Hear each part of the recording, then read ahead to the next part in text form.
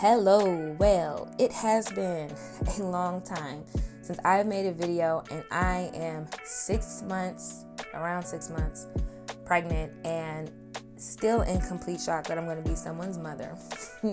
So I wanted to start documenting, filming, and sharing parts of this crazy journey, and thought it would be great to kick it off with one of my best friends and my doula, Angel Whaley. Angel lives in Houston, Texas with her husband, an adorable little girl. She is a former educator, spent years working in nonprofit, and has just launched her business, Basque Family Wellness, where she guides women through their pregnancies as a doula. She has been such a blessing to me during my pregnancy, and so in this conversation we talk about what it's like being pregnant, finding out you're pregnant, and what a doula is like and how a doula can be helpful. And she also talks about one of my greatest fears, which is how do I navigate my career and having a baby. Angel started a business after birthing her daughter. She birthed the business. So she's a wonderful person to talk to, and I hope you all enjoy this conversation. So let's start off by talking about what is a doula and what do doulas do? Okay, it's a great question because yes, there is often a lot of confusion, especially as it has become sort of more at the forefront with the pandemic and with people just really needing support. So a doula is a labor companion. And so we provide informational support, physical support, and emotional support to moms. A doula is not a midwife. They are not a physician, although there are for a lot of midwives, a doula was like their entrance to becoming a midwife. It's like a doula is kind of the entry drug to like just all things birth. And so a lot of midwives have spent time as doulas, but a doula is there to support the mother, inform them about here's what you can expect, here's how you can cope with labor, with whatever type of labor you want to have, in whatever type of environment you want to have that labor, whether that's at home, in a birthing center, in a hospital, with medication, without medication. Here's positions that help facilitate labor. Here's what it might feel like here for you, partner who's here to support, when it gets tough. Here's what you might hear from your partner, just so that you're not caught off guard. Because a lot of times, like dads or whoever the support person could be, a mother-in-law, something like that, there becomes a point in almost every person's labor where it's like, I can't do this. I don't want to do this anymore. And if you've had someone telling you, like, you might hear this, from your wife or from your girlfriend, then it's like, oh, okay, I can step up and be a good support person as the partner because our doula prepared us for this. So birth can have a lot of unknowns. A doula helps help some of those things and helps you plan for a lot of the things that are expected and help you with your mindset for coping with the unexpected turns, coping with labor in general, and then also coping for some of those unexpected turns that labor can take. And then there's postpartum doulas that help you when you're bringing baby home. They can do overnight shifts or come in the daytime, give mom a chance to take a shower. We can wash the bottles and the pump parts. We can help, maybe why is baby colicky, why is baby crying, what's going on, referring you to a pelvic floor therapist, a chiropractor, just a lot of stuff that can be very overwhelming. A doula is knowledgeable about what to expect during pregnancy, labor, and postpartum, to be there to help you and to just listen to, it's a universal experience being pregnant, but it's unique. You are going through something that is unique to you. And even if you have a second or third child, that is unique. We are doing this for the first time with this baby, with these other kids. And so a doula helps to listen. And sometimes it's not an action that we take, it's just being that non-judgmental support person in the room, solely focused on the mom. And when did so I remember when you started talking about all of this a few years ago.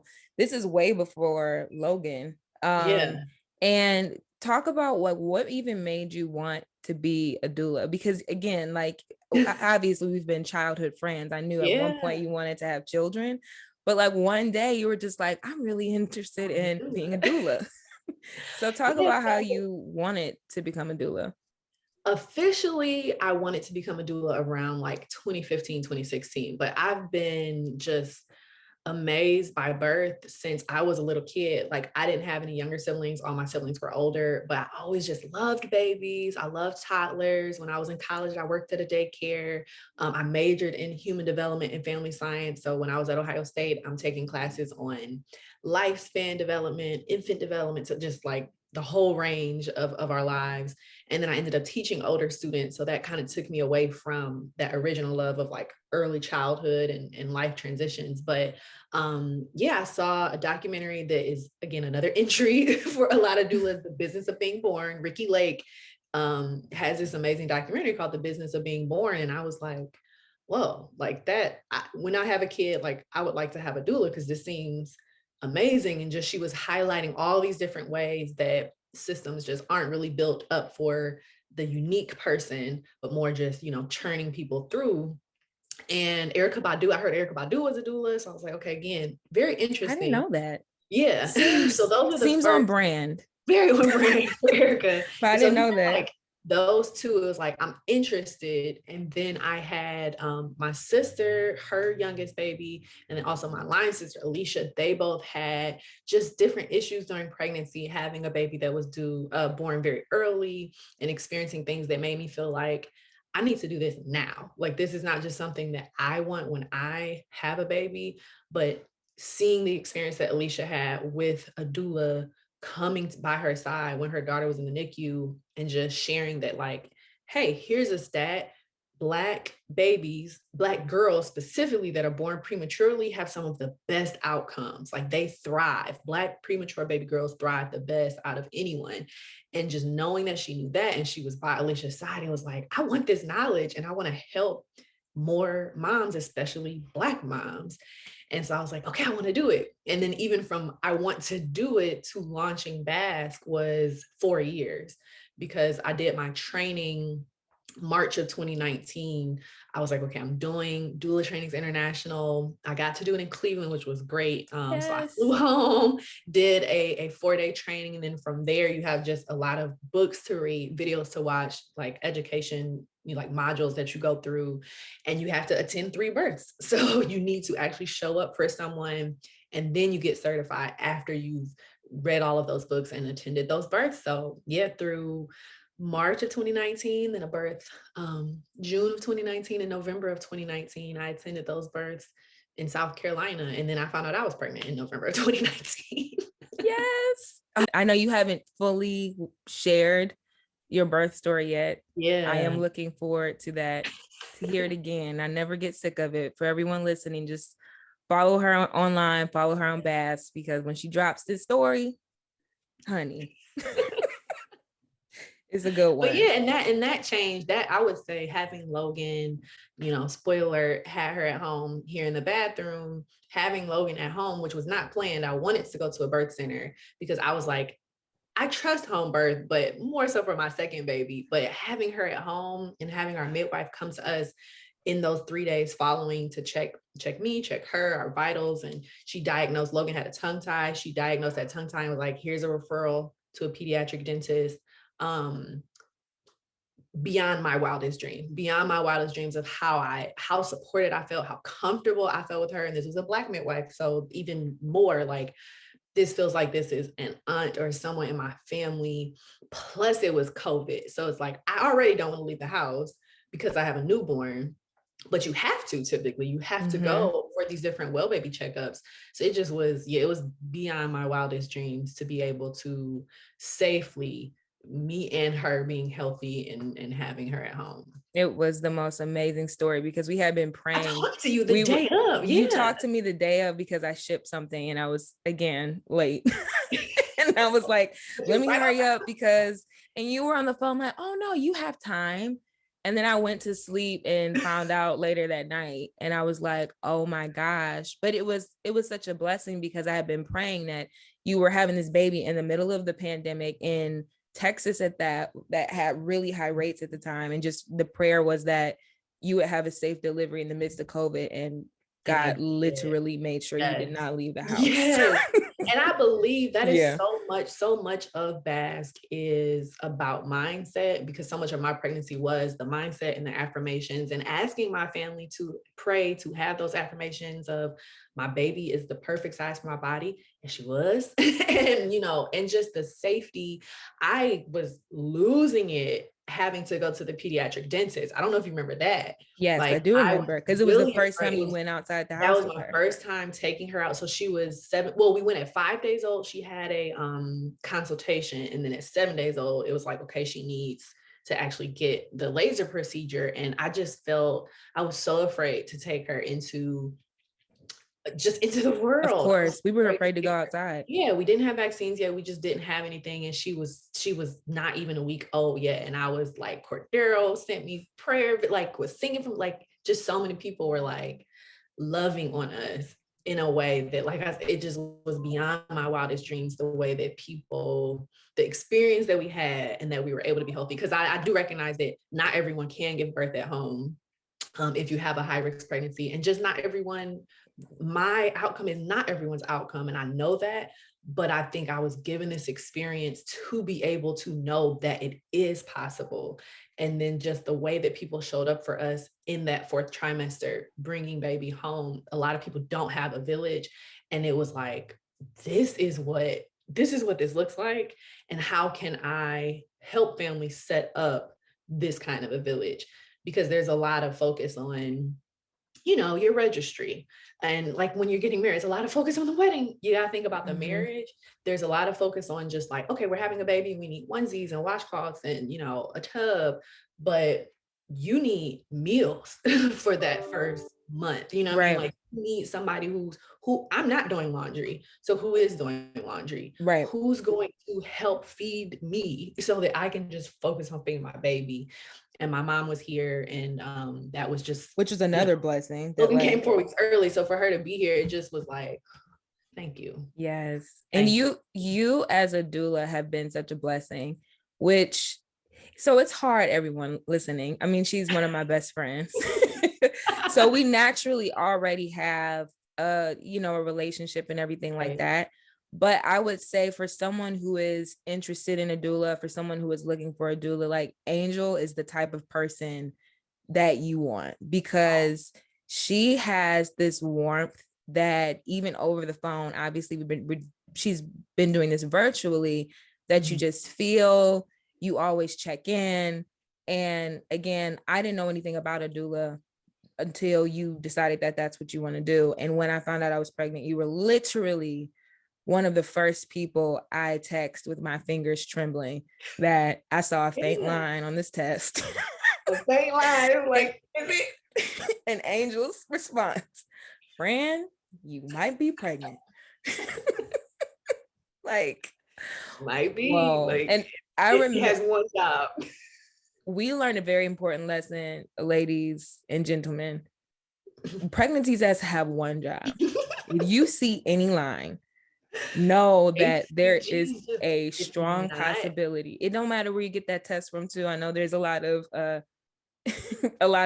talk about dollar store tests. Right. It measures one thing and one thing only, and it is only present in your body if you are pregnant. So. Yes. But even that day, again, like going back to what you look for in a doula and someone who's going to guide you through this huge major transition.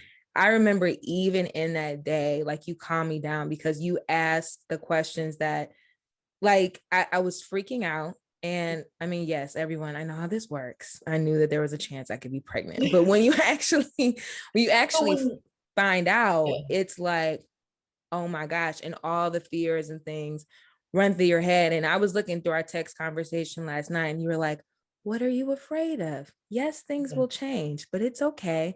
It's a good type of change. And I was like, yes. And sometimes you just need to name those fears out loud or write them down, because otherwise it could just be like, I'm telling myself a story that is like, wait, if I actually write this down, then it's like, oh, I might be afraid of how me and my partner's relationship will change, or I might be afraid of what work looks like for me. Or, I was like, I love sleep. I love sleep. Yes.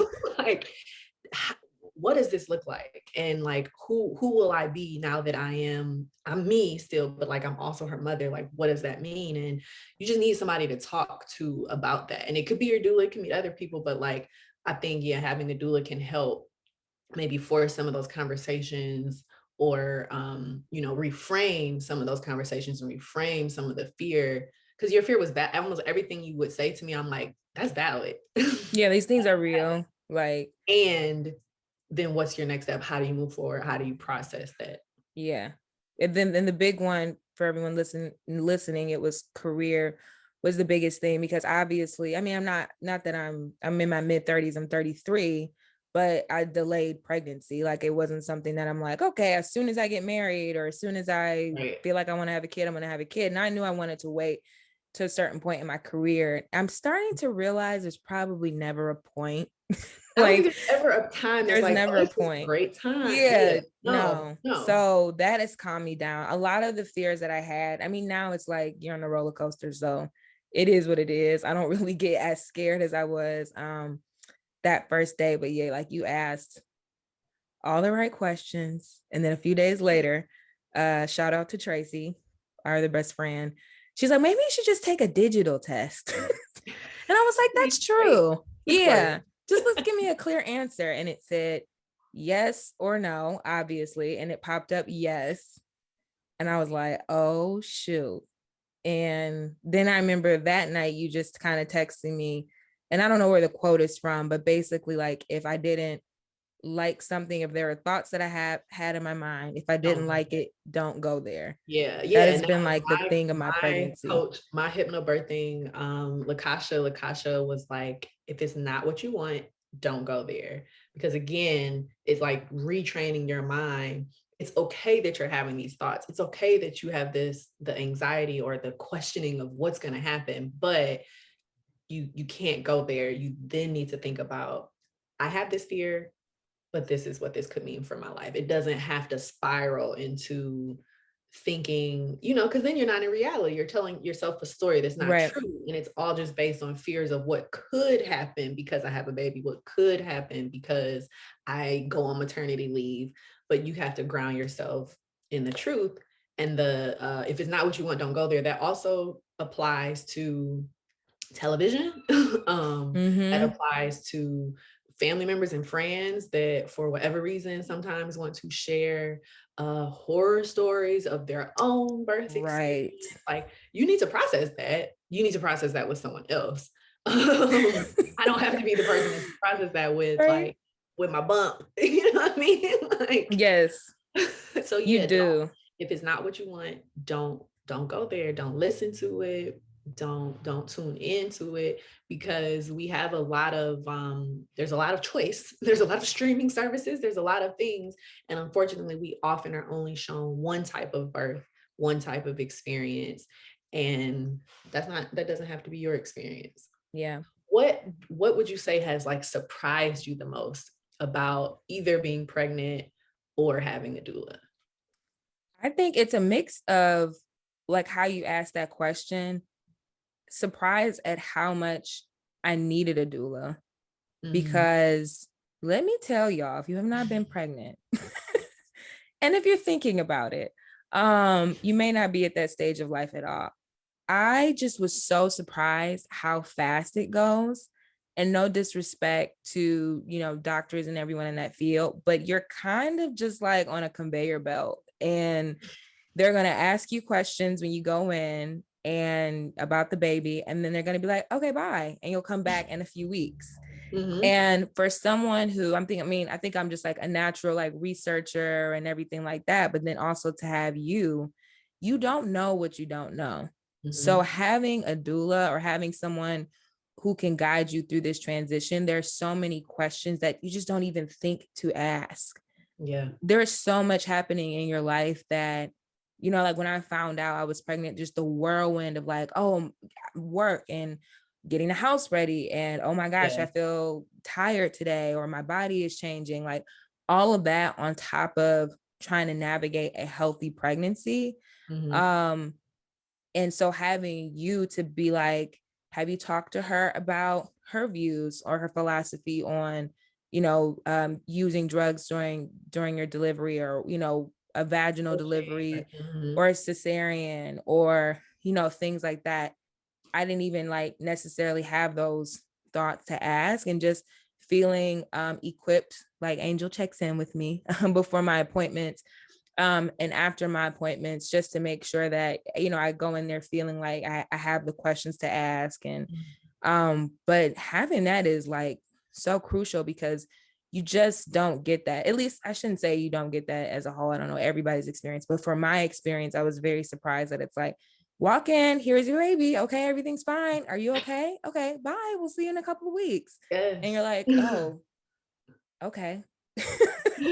And then aside from that, I think another great thing about having a doula has just been, sometimes when you are pregnant, you're now to your pregnancy, it's happening. People naturally, are going to talk to you. So like we talked about a little bit of the projection, or they're kind of gonna just talk a lot to you. And a lot, you realize rarely how much people listen. And that's one, I think you personally, Angel, one of your best skills is that you're an excellent listener. Like you really listen. And then, you're there to kind of just ask those questions, like just checking in, how are you? Or how do you feel about this? And just listening. Because you'll find when you get pregnant or have a big transition, sometimes people like to talk a lot at you. So those have been the like the biggest things, because it's again, like so much is happening and changing. It's too many books. So I have you. Okay. Well, Angel, we could talk all day. All day. And we will talk again soon, because you're my doula. Part 2. Right. And yeah, that part 2. I feel like there's a lot we could really get on. And so we may talk about some more stuff that comes up, but at least let people know how they can find you and find out about Basque. Yes, so basquefamilywellness.com, and also on Instagram and Facebook at Basque Family Wellness, BASK. So definitely, send me a message. I'm happy to talk to people about birth, and I have services available virtually. That's what me and Shanice are doing, as well as if you're in the greater Houston area, I can show up and be your doula in person. Perfect.